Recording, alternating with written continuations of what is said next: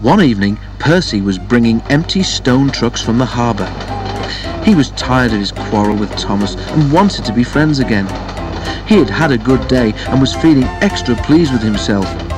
He was so busy thinking how he would tell Thomas and Toby about his expert handling of the trucks that he forgot to keep a good lookout. Too late, he saw a broken branch hanging over the line straight in front of him.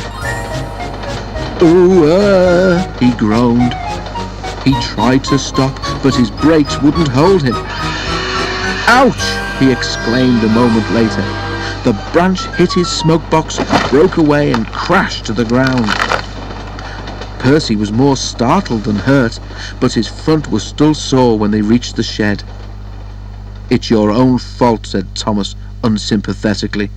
"You should keep a better lookout. I've no patience with you." "Pooh," retorted Percy huffily. He forgot his good resolution and talked to Toby for the rest of the evening. Percy didn't speak to Thomas the next day either. "I say, Toby," he said in the shed that evening, "what's a drip, do you know?" Toby pondered. "It's when rain comes through a hole in your cab and fireman hasn't got time to mend it," he decided at last. "That's silly," objected Percy. "I heard a boy on the platform call his friend one this afternoon. I'm sure he couldn't have come through a hole in my cab," he added earnestly. Thomas was tired of being ignored. "That's different," he interrupted loftily. "The boy just thought his friend was being a coward, or silly, or a spoilsport."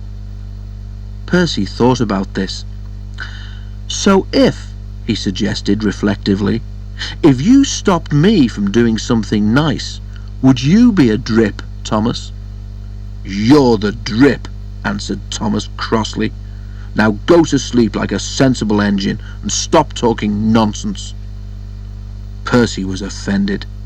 Instead of going to sleep, he became even more determined to pay Thomas out. Next day, Henry's train was late at the junction. When Thomas set out along the valley, he was trying to make up for lost time.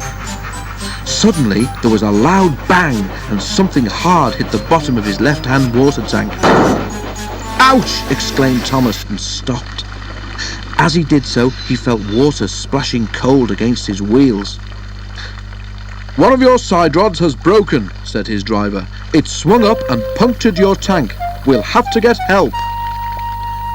At Farquhar, Percy was shunting. The station master came up.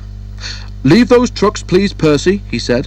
"Thomas has got a hole in his water tank. There's water dripping everywhere, and he can't get home on his own." Percy was still cross with Thomas. "I won't go," he said. "Thomas called me a drip. Let him jolly well stay there and drip himself." "But what about Annie and Clarabelle and the passengers?" reminded Percy's driver. "Do they deserve to stay out all night too?" Percy was sorry at once.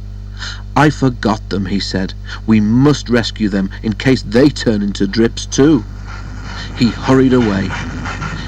He found Thomas near the river.